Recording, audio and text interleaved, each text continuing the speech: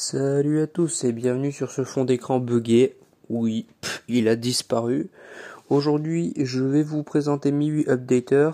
C'est encore une application, si vous êtes un minimum bon en anglais, vous savez ce que ça veut dire.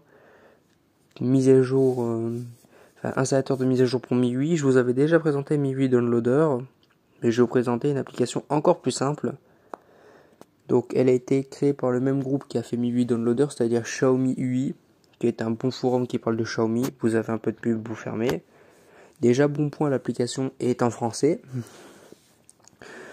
Déjà, vous verrez votre téléphone. Moi, c'est Redmi Note 9S, c'est le build en Cortana, au niveau de la ROM et au niveau du système. Là, je peux voir que je vais recevoir MIUI 13, mais que je ne recevrai pas Android 13. Et si vous avez rien, il vous dira que MIUI est à jour. Mais si vous avez quelque chose, vous avez tout simplement la dernière version. Si vous voulez en savoir plus, vous cliquez sur What's New. Et vous avez directement un petit descriptif qui dit que c'est juste une version de sécurité Android. Et pour télécharger, vous cliquez ici. Moi, je vais pas le faire parce que j'ai déjà téléchargé. Voilà, il me dit que le fichier a déjà été téléchargé. Mais si vous n'êtes pas sûr, bon allez, une petite pub, vous cliquez ici et il va vérifier.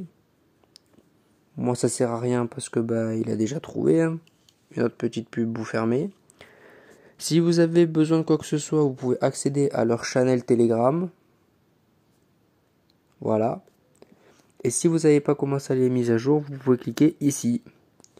Avec un petit guide, mais de toute manière, je vous ai déjà présenté la méthode.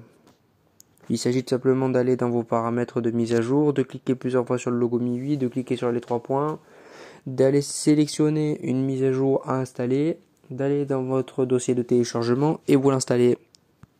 Et voilà, petite application super simple et qui est vraiment pratique.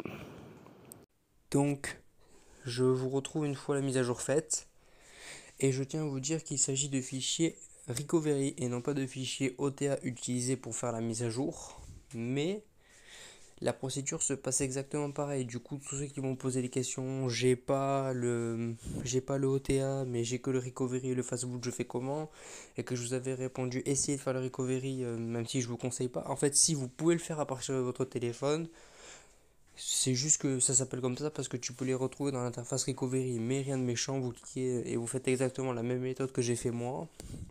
Ça va lancer le téléchargement. Et surtout, moi, il y a une question que je me suis posée et que j'ai pas vérifié, c'est sur la version OTA, il te force à aller de chaque build dans chaque build pour faire les mises à jour.